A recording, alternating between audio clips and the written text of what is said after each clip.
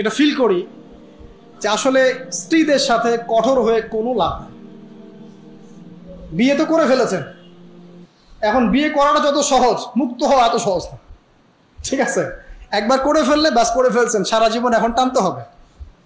ঠিক আছে, ইল্লা মাশাআল্লাহ, কারণ পরিবার ধ্বংস হয়ে যাওয়ার চাইতে অ্যাটলিস্ট একসাথে থাকাটা উত্তম। এটা ইসলাহু খায়র, যেটা ইসলাম সেটা উত্তম।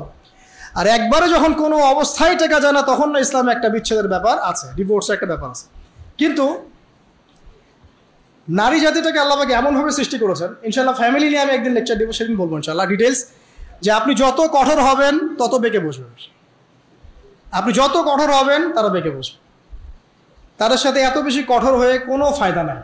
কিভাবে ডিল করতে হবে একটা সূত্র বলে, আপনি আপনার মেয়ের প্রতি যেমন, আপনার যদি একটা মেয়ে থাকে 5 বছর বয়স, 10 বছর বয়স, 2 বছর বয়স, একটা মেয়ের সাথে আপনার সম্পর্ক কেমন, খুব মিষ্টি সম্পর্ক, এইভাবে যদি আপনি স্ত্রীর সাথে থাকতে পারেন, আপনি ফ্যামিলি লাইফে হ্যাপি।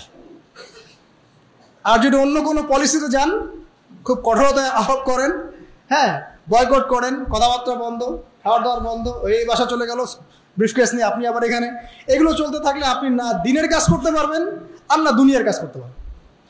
তো এখানে সবর ছাড়া কোনো নসিহত নেই, মানে সবরই সবর, ধৈর্যের চূড়ান্ত পরীক্ষা দেওয়া লাগবে এখানে।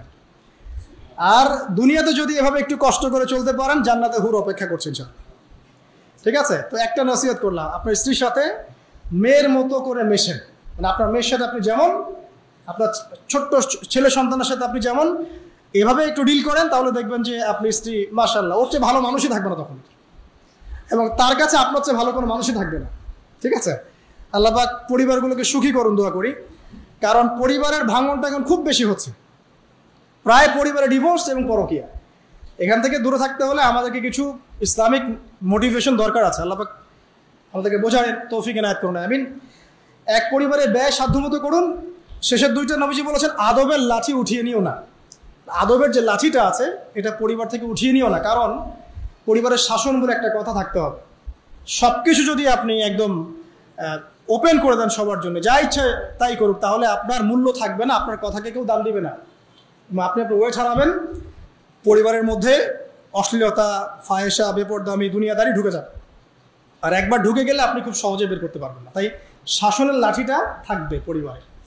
আর সর্বশ্রেষ্ঠ হচ্ছে তাদেরকে আল্লাহ পাকের ভয় দেখাতে হবে, কারণ আল্লাহর ভয় সব কিছুর কেন্দ্র। যার মধ্যে আল্লাহর ভয় একবার ঢুকে গেছে, তাকে আর শাসন করা লাগবে? শাসন করা লাগবে না। কিন্তু যার মধ্যে একবার আল্লাহর ভয় ঢুকে যাবে, সে অটোমেটিকলি আল্লাহর পথে চলবে ইনশাআল্লাহ।